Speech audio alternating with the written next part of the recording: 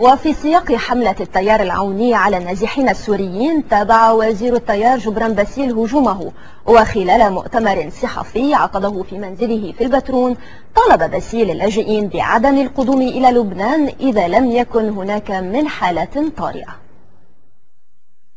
نحن وما عنا مصاري وعنا ظروف صعبة، صار في عنا فوق 200,000 فلسطيني.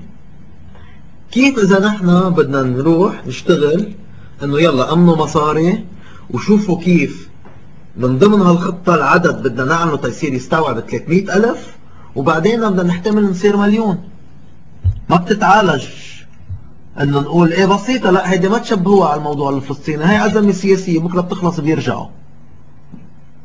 مش هيك بتتبسط القصة من أحد الوزراء يقولها مجلس الوزراء، ولو كان وزير حليف أو صديق أو شو ما كان. مش هيك. النازح يلي جاي من السويدة او من الحسكة، طيب شو في هونيك تيجي على لبنان؟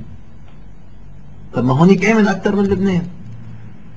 بقلب سوريا يلي عم يقطع مسافة 100 كيلومتر تيجي على لبنان بصفة نازح. ليه؟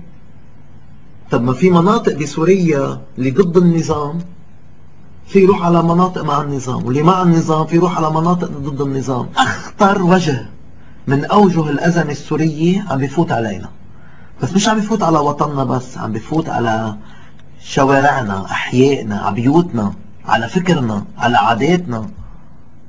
هيدا اخطر شيء. وهو مش عم نعمم، لا بنعرف كثير منيح انه اكثريه الشعب السوري طيب ومعطاء ومنيح، بس في حالات شاذه بكل شعب مثل اللبنانيه، هودي اكثر شيء عم يجوا عنه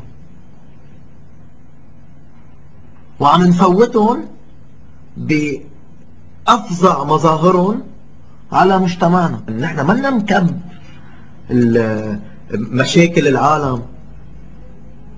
نحن لبنان منا مكبتة، كل ما دولة بدها تختلف مع دولة ثانيه تجي بتكب مشاكلها عنا. امبارح احد الوزراء بالجلسه بيقول هي دولة 20 مليون دولار بس ما بتعطينا اياهم، 6 لليونيسف و14 للمفوضية اللاجئين.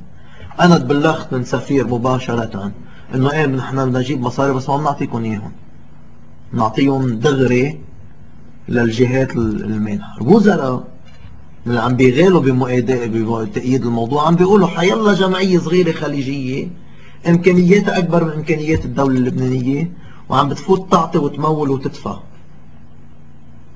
السفراء عم يطلعوا يعملوا اجتماعات بالاعلام ويقولوا نحن عم ندفع دغري. وين الدولة؟